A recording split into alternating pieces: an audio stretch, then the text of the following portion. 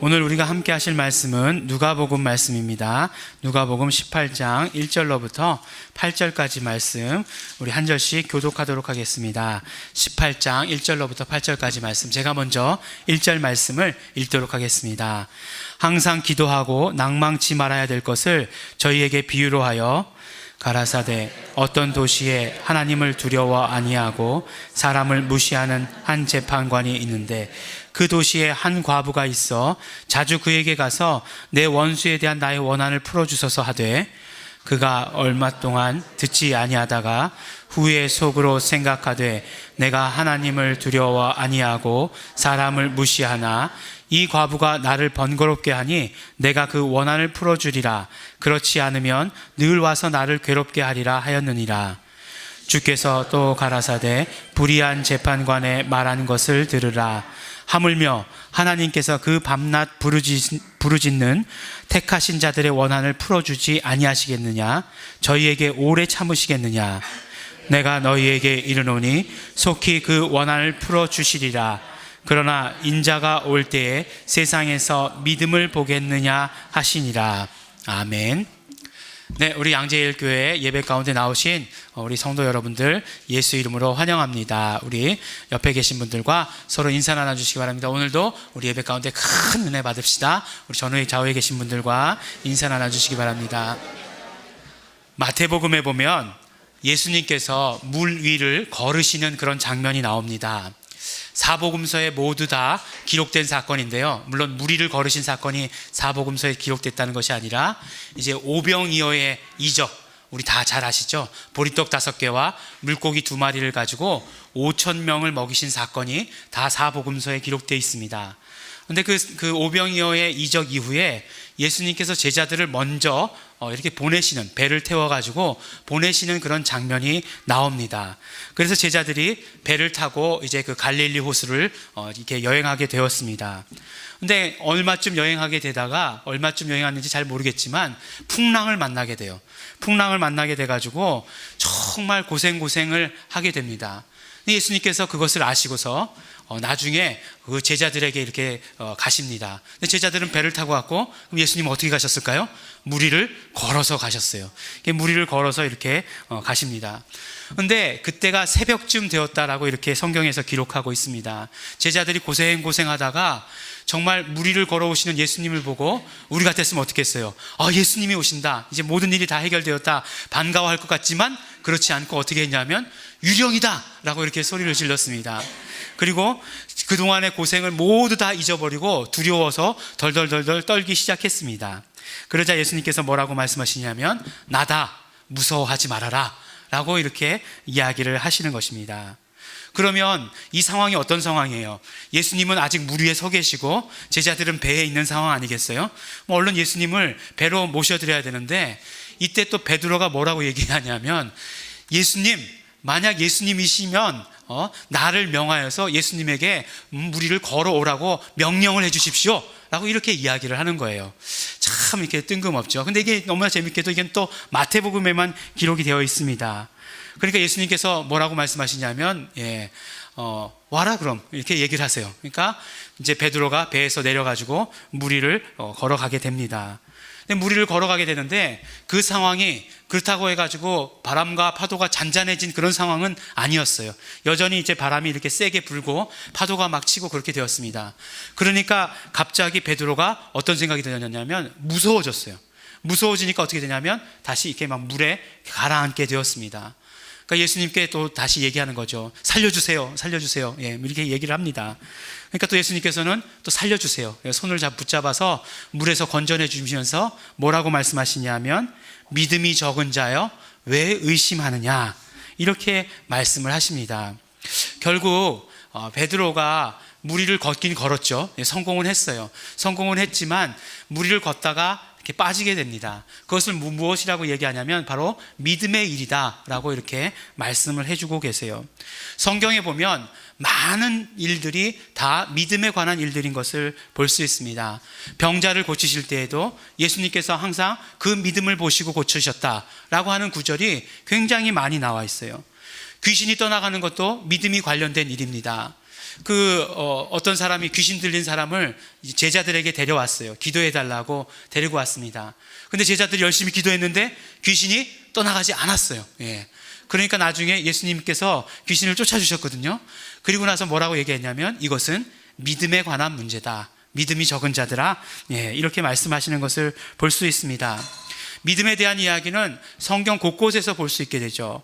또 어떤 이야기가 기억나십니까? 겨자씨만한 믿음이 있으면 이 산을 명하여 저 산으로 옮길 수도 있다라고 이렇게 이야기하시는 것을 볼 수 있게 돼요. 믿음으로 말미암아 우리는 구원받는 것이고 믿음으로 말미암아 우리는 의롭다함을 여김을 받게 되는 것입니다. 하지만 가끔 우리는 믿음이 뭔지 모를 때가 너무나 많다는 것입니다. 우리의 믿음이라고 하는 것은 분명히 예수님께서 우리의 죄를 씻기 위해서 십자가에 달려 피 흘리시고 돌아가시고 부활하신 것, 그것을 믿는 것이 우리의 믿음입니다. 하지만 이렇게 믿음을 말하면 너무 이렇게 막 교리적이 된다라고 하는 그런 생각이 들 때가, 그런 느낌을 지울 수 없을 때가 너무나 많다는 것입니다. 물론 교리적이 된다는 것, 믿음의 내용을 우리가 다 외우고 있고 그것을 우리 마음 가운데 입으로 믿고 시인한다는 것 너무나 중요한 것이지만, 마치 그 믿음이라고 하는 것은 구원 얻을 때만 필요했던 어떤 것, 그런 것으로 여겨지게 된다는 것이에요. 어떤 것이냐면 마치 우리가 이렇게 시험 볼 때요. 이제 시험 볼 때 막 열심히 공부하잖아요. 그래서 막 암기 과목 시험 볼 때 막 외워서 시험 봐요. 그리고 나서 어떻게 합니까? 시험 때 다 털어놓고 나오죠. 예. 나오면 하나도 기억이 나지 않아요. 그런 느낌이라는 거예요. 믿음이라는 것이. 그땐 필요했는데 분명히. 그때 필요하지만 지금 생각해 보면 뭔지 잘 모르겠는 그런 느낌이라고 하는 것을 갖게 된다는 것입니다. 사실 베드로가 이렇게 무리를 걷는 것을 보면서 두 가지 생각을 하게 되었어요.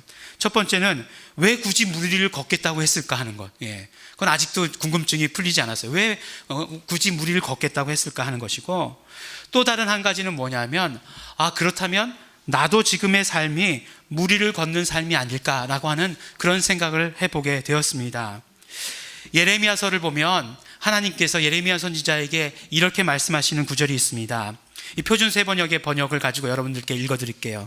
내가 사람과 달리기를 해도 피곤하면 어떻게 말과 달리기를 하겠느냐? 내가 안전한 땅에서도 비틀거린다면 요단강의 창이란 물속에서 어찌하겠느냐? 라고 이렇게 말씀하십니다. 이것은 예레미야 선지자에게 하신 말씀이지만 또한 우리에게 하시는 말씀이라고 하는 것이에요. 우리가 살고 있는 이 세상은 어떤 세상이냐? 사람과 사람이 경주하는 그런 세상이 아니라 내가 말과 경주하고 있는 그런 세상이라고 하는 것입니다. 우리가 발을 딛고 있는 이 세상은 안전한 땅이 아니라 요단의 그런 창이란 물처럼 계속해서 이렇게 요동치고 있는 곳이다라고 우리에게 말씀해 주시고 계시는 것이에요. 그러니까 우리도 베드로처럼 무리를 걷고 있는 것이고, 그것도 평온한 호수 같은 그런 물이 아닌 베드로가 두려워했던 것처럼 하나님께서 예레미야 선지자에게 말씀하셨던 것처럼 사납게 바람이 일어가지고 물결이 출렁이는 그런 무리를 걷고 있는 것이 우리의 삶이다라고 말씀해 주시고 있는 것입니다. 그렇다면 우리가 정말 이런 곳에서 살고 있다면 우리는 어떻게 해야 하는가 하는 것입니다. 우리는 어떻게 하는가? 우리에게 필요한 것은 무엇인가? 우리에게 이때 필요한 것이 믿음입니다.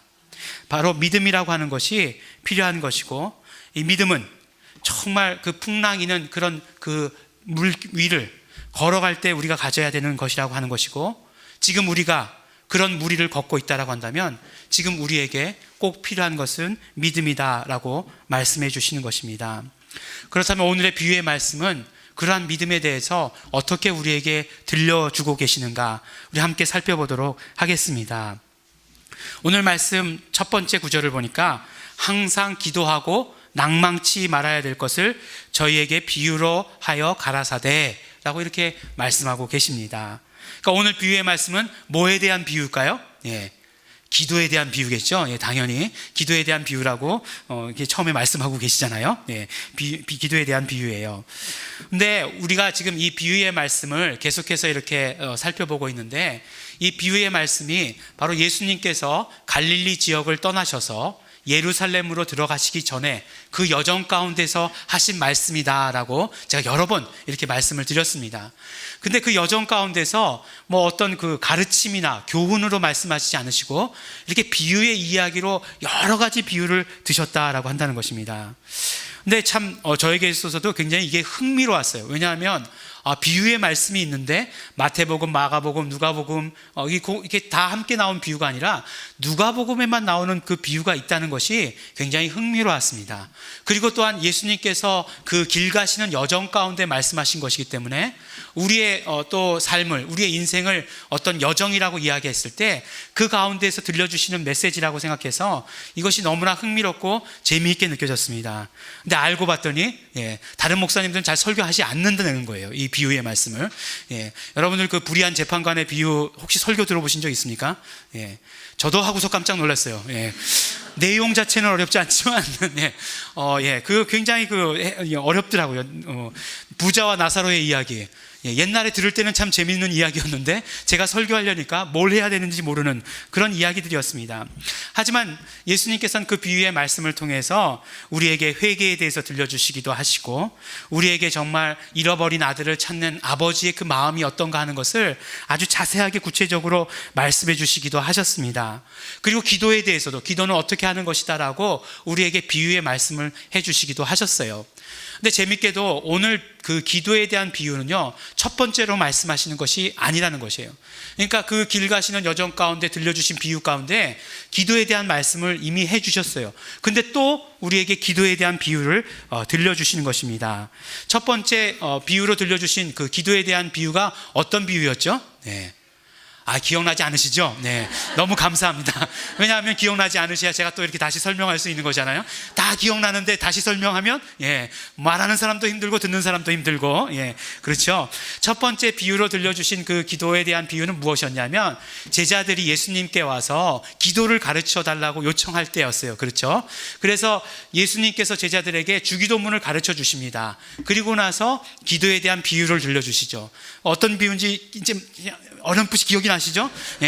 어떤 사람이 갑자기 밤에 손님이 찾아왔잖아요. 그래가지고 친구에게 가가지고 떡 3덩이만 빌려달라 이렇게 얘기하는, 기억나시죠? 이제 그런 이야기였잖아요. 근데 그 친구가 뭐라고 얘기합니까? 네가 친구이기 때문에 빌려주는 것이 아니라 너가 내가 빌려주지 않으면 밤새도록 강청할 것이기 때문에 내가 빌려준다 라고 이렇게 이야기하는 것, 여러분들 분명히 기억하시죠? 그러면서 우리가 기도에 대한 이 비유의 메시지, 기도에 대해서 예수님은 무엇을 가르쳐 주시는가에 대해서 우리 3가지로 함께 나눴습니다.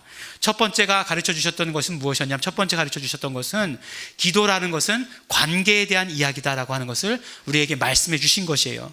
그러니까 기도라고 하는 것은 어떤 때는 우리가 훈련이라고 생각하기도 하고 영성이라고 생각하기도 하고 하는데, 제일 먼저 우리가 생각해야 될 것은 기도는 관계에 대한 이야기라는 것이죠. 그래서 친구와의 관계, 아버지와의 관계, 부모 자식 간의 관계, 이런 것들을 통해서 기도는 관계에 대한 이야기인 것을 우리에게 말씀해 주셨습니다. 무엇을 기도하느냐? 바로 아버지 하나님의 영광을, 그러니까 아버지 하나님의 주권을 인정해 드리는 내용으로 기도를 채워야 된다라고 하는 것을 그 비유 가운데서 우리가 주고받았습니다. 근데 재미있었던 것은 그 비유 말씀 가운데 주시는 예수님의 그 응답이 재미있었죠. 무엇이었죠? 바로 성령을 우리에게 주시는 것이 기도의 응답이었어요. 우리가 여러 가지를 기도했는데 왜 성령을 주실까? 그것은 첫 번째로 우리가 보았던 기도는 관계에 대한 이야기였기 때문에 그렇습니다. 하나님과 우리와의 관계를 가장 확실하게, 가장 정말 밀접하고 친밀한 관계로 인도하시는 분이 성령님이시기 때문에, 우리 안에 내주하시는 성령님이시기 때문에 성령님을 주심으로 말미암아 그 삼위일체 되시는 하나님과 친밀한 관계를 가질 수 있다라고 하는 것을 우리 그 기도의 가르침, 그 기도의 비유를 통해서 이렇게 배우게 되었습니다. 그렇다면 오늘의 비유는 기도에 대해서 무엇을 말씀하시는가 하는 것이에요. 우리 비유의 말씀을 보면서 이제 등장인물을 잘 살펴보기를 원합니다. 오늘 등장인물은요, 딱 2명밖에 없어요. 재판관하고 과부, 이렇게 등장합니다.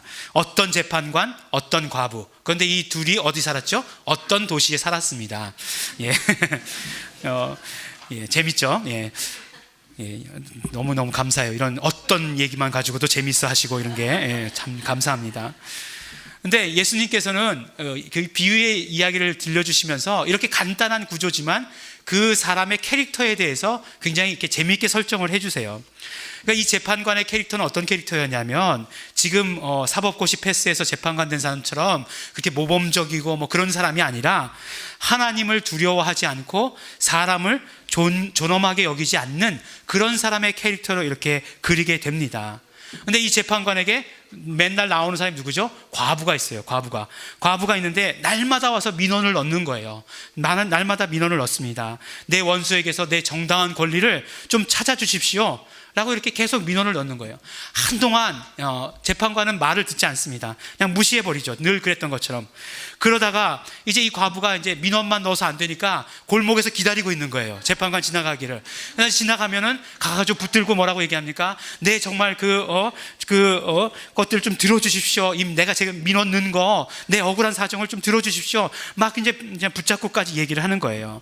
그러니까 이 재판관이 어떻게 마음을 먹게 되냐 하면, 내가 비록 하나님을 두려워하지도 않고 사람을 존중하지도 않지만 이 과부가 이렇게 귀찮게 하니까 이 이야기를 들어줘야 되겠다라고 생각하게 됩니다. 근데 이 귀찮게 하다를 이 원문으로 보면 어떤 뜻이냐면 멍든다라고 하는 거예요. 그러니까 하도 와서 이제 못 살게 하니까 그냥 멍이 들 정도다라고 이렇게 얘기하는 거죠. 그러니까 얼만큼 힘들었는지 우리 다 알게 되겠죠. 그래서 어떻게 하냐면 바로 그 과부의 이야기를, 그 과부의 원한을 풀어주게 됩니다. 근데 이 재판관의 그런 어떤 캐릭터를 설정하시고 이 이야기를 들려주신 이 예수님께서는 이 비유를 듣고 있는 바리새인들에게 이렇게 얘기하시는 것이죠. 뭐냐면, 이 불의한 재판관의 이야기에 귀를 기울여라. 하물며 하나님께서 자기에게 밤낮 부르짖는 택하신 백성의 권리를 모른 채 하고 오래 그냥 내버려 두시겠느냐. 다시 한번 말하지만 그렇게 말씀하고 계시죠. 다시 한번 말하지만 하나님께서는 그 권리를 찾아주실 것이다 라고 이렇게 말씀을 하십니다. 근데 그러고 나서 뭐라고 얘기하시냐면, 한 말씀을 더 하시는데, 인자가 올 때에 세상에서 믿음을 찾아볼 수 있겠느냐라고 하시는 이 말씀을 한 말씀을 더 붙여주시는 것이에요. 첫 번째 그 기도에 대한 그 비유를 들려주셨을 때에도 구하는 자에게 성령을 주시지 않겠느냐라고 이렇게 의문문으로 끝나더니만, 두 번째 기도에 대한 이 비유의 말씀을 들려주실 때에도 이렇게 인자가 올 때에 세상에서 믿음을 찾아볼 수 있겠느냐라고 이렇게 의문문으로 끝나는 것을 볼 수 있게 됩니다. 이 의문문이라고 하는 게 참 해석하기에 따라서 굉장히 많이 다를 수가 있겠죠. 성령을 주시지 않겠느냐, 주신다는 말씀입니까? 안 주신다는 말씀입니까? 잘 모르겠어요. 믿음을 찾아볼 수 있겠느냐, 찾아볼 수 있으시다는 말씀이신지 찾아볼 수 없다는 말씀이신지 이해할 수 없어요. 그러나 분명한 것은 무엇이냐면, 기도에 대한 가르침은 오늘 분명히 말씀해 주시는 것은 믿음에 대한 이야기다 하는 것은 우리가 발견할 수 있게 된다는 거예요. 기도에 대해서 비유를 통해서 말씀하시면서 믿음에 대한 이야기를 들려주시기를 원하시는구나 하는 것을 우리가 발견할 수는 있습니다.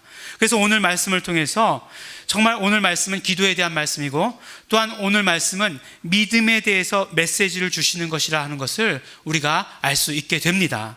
첫 번째 우리에게 주시는 메시지는 그럼 무엇인가? 첫 번째 주시는 메시지는 우리가 기도밖에 다른 할 것이 없는 삶을 살라는 말씀입니다.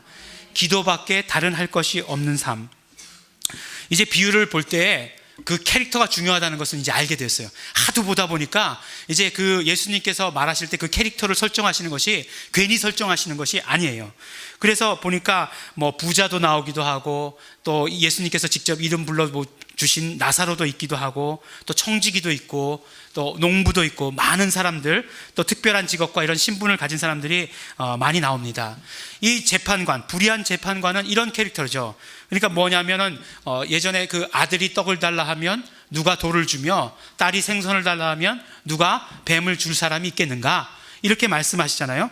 그럴 때 하물며 하늘에 계신 아버지께서는 좋은 것으로 너희에게 주시지 않겠느냐라고 이야기해요. 그럴 때 인간, 부모는 어떤 캐릭터입니까?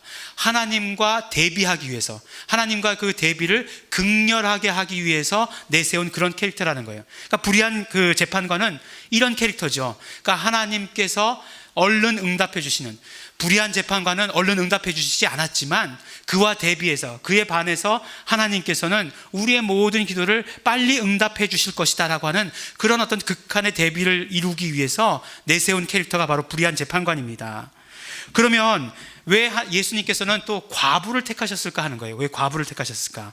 재판관에게 오는 사람이 과부만 있었겠습니까? 그렇지 않겠죠. 그 수많은 사람들이 재판관에게 찾아왔을 텐데 왜 과부를 택했을까?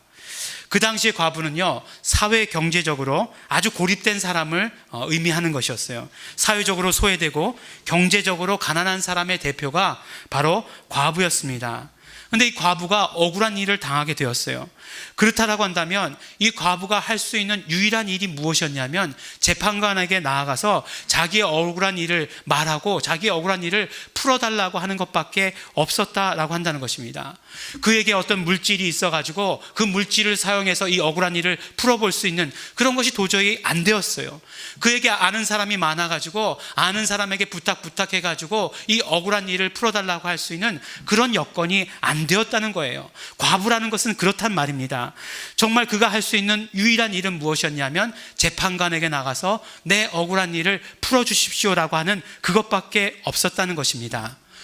예수님께서는요, 우리도 그래야 된다라고 말씀해 주시는 것이에요.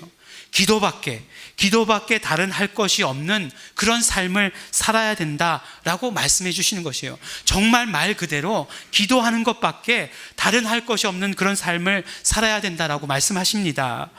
바리새인들은요, 하나님 앞에 나아갈 때 자신들이 의가 있다라고 생각했어요. 하나님께서 율법을 주셨는데 그 율법을 자신들이 지키면서 살아왔으니까 나는 하나님 앞에 나아갈 때 내 의가 있습니다라고 이렇게 생각한 것이에요. 하지만 바리새인들을 향해서 하나님께 나아갈 때 그러면 안 된다라고 말씀하시는 것입니다.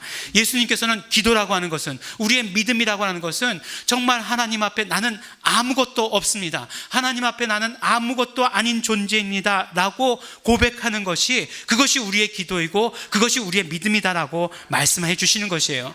심령이 가난한 자가 되라고 말씀해 주셨어요. 그래서 심령이 가난하고 언제까지나 가난해서 하나님의 도우심을 마지막으로 삼는 삶, 그런 삶을 살라고 말씀하시는 것이고, 그것이 우리의 믿음의 삶이고 그것이 우리의 기도라고 말씀해 주시는 것입니다. 예수님을 믿는다 하면서도 우리에겐 여전히 많은 방법들이 존재하는 것 같아요. 예수님을 믿는다 하면서도 어떤 세상의 어려움을 닥치면 우리는 많은 나의 방법들을 생각해 보게 됩니다. 내가 해보고 이웃의 도움을 요청해보고, 그러다 안 되면 하나님께 나아가는 그런 것들을 우리가 많이 보고 저 스스로도 경험하게 됩니다. 하지만 믿음이라고 하는 것은, 기도라고 하는 것은 그것이 아니라는 것이에요. 정말 하나님께 기도하는 것밖에 아무것도 할 것이 없다라고 고백하고 그것을 인정하는 삶이 믿음의 삶이고 기도의 삶이라고 우리에게 말씀해 주십니다. 하나님께 대해서 열렬히, 하나님께 대해서 간절히, 나에게는 그 어떤 방법도 존재하지 않기 때문에 이 사실을 인정하고 하나님께 매달리는 것, 그것이 우리의 믿음이고 우리의 믿음을 가지고, 이런 믿음을 가지고 기도해야 하는 것입니다. 두 번째, 믿음이라고 하는 것은 우리의 삶 전체에 관여하는 것입니다. 믿음은 우리 삶 전체에 관여하는 것이에요. 믿음이라고 하는 것은 우리가 구원받을 때만 필요한 것이 아닙니다. 믿음은 우리의 삶 전체에 다 필요한 것이에요. 오늘 말씀을 보니까 항상 기도하고 낭망치 말아야 될 것을 저희에게 비유로 하여 가라사대, 이렇게 말씀하셨어요. 그러면 무슨 말씀입니까? 이 말씀의 뜻은 우리가 항상 기도하고 낭망치 말아야 한다라고 하시는 그런 말씀 아니겠어요?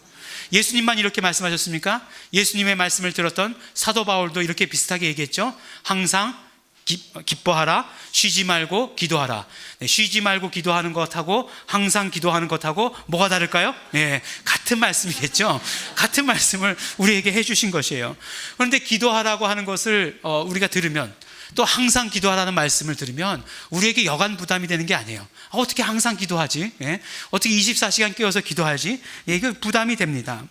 하지만요, 우리 이곳에 계신 세상 사람들도 마찬가지일 거예요. 지금까지 기도를 한 번도 안 해본 사람은 없을 거예요. 그죠? 다 기도를 한 번씩은 해봤을 것입니다. 근데 중요한 것은 무엇이냐면 그 기도해본 사람의 수만큼 기도하다 포기한 사람도 굉장히 많다는 것이에요. 한 번 기도했는데 응답을 들려주시지 않는다. 그러면은 그 기도하다 금방 포기하게 됩니다. 또 한 번은 아닐지라도 3세판이다. 우리 사람들은 3세판을 좋아하잖아요. 3세번 기도했는데 하나님께서 응답해 주시지 않으셨다. 그러면 어쩔 수 없는가 보다 라고 이렇게 포기하는 그런 이야기를 많이 듣습니다. 성경에는 그러면 그렇게 그 기도의 응답을 바로바로 다 받았을까요? 예수님께서 분명히 말씀하시기를 분명히 기도를 금방금방 응답해 주신다라고 말씀하시지만 시편을 보면은 그렇게 기도의 응답을 금방금방 받은 것 같지는 않다는 것입니다.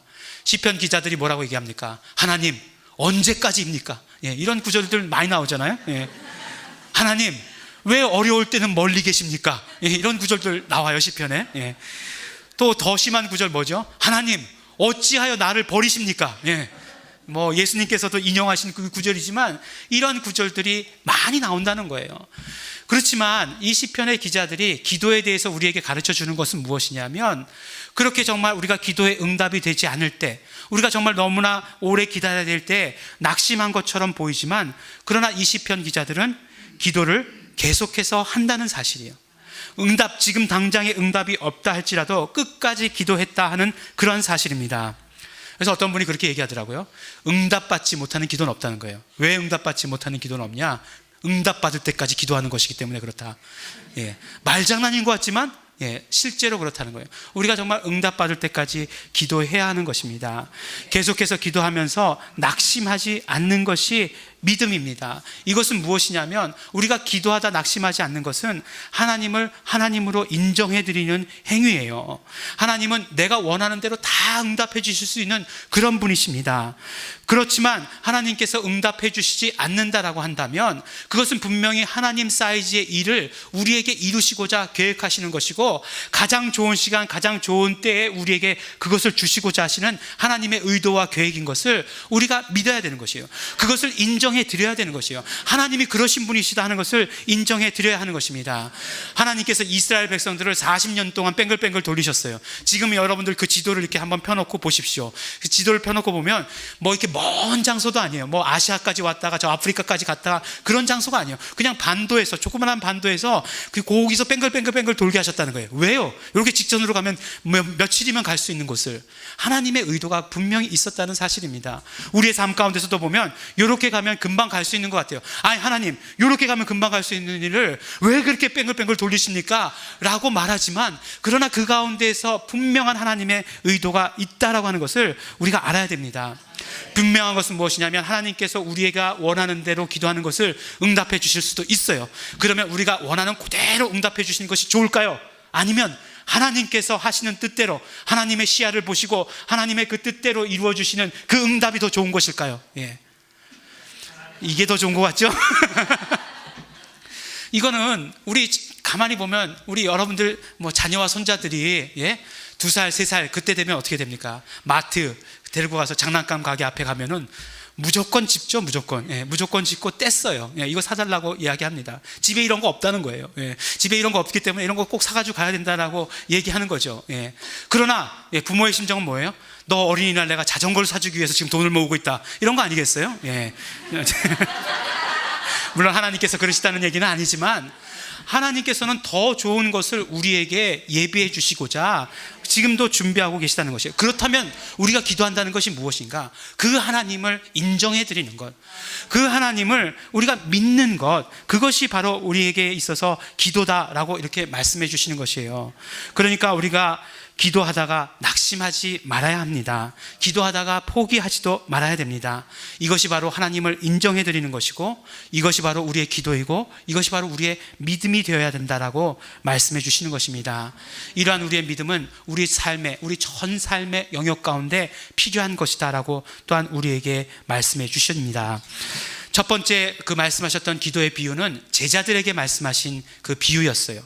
이번에 두 번째 말씀하신 이 기도의 비유는 바로 바리새인들과 서기관들에게 말씀해 주신 것입니다. 너희들 기도에 대해서, 하나님께 나아가는 그 믿음에 대해서 오해하고 있는데, 믿음이라고 하는 것은, 기도라고 하는 것은 그런 것이 아니다라고 말씀해 주시는 것이에요.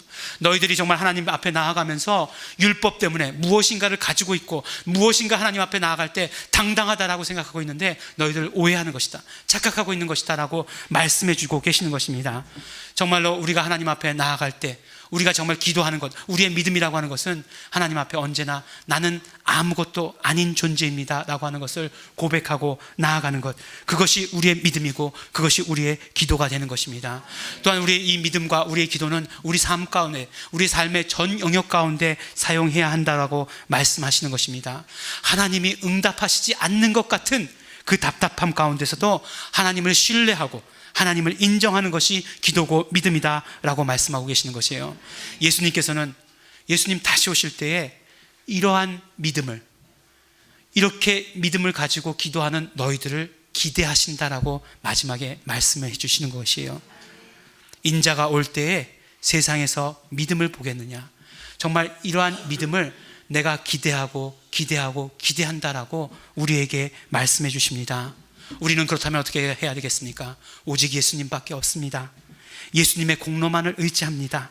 예수 이름의 영광을 이루어 주시옵소서 소원하며 기도하고 믿음 가운데 살아야 하는 것입니다.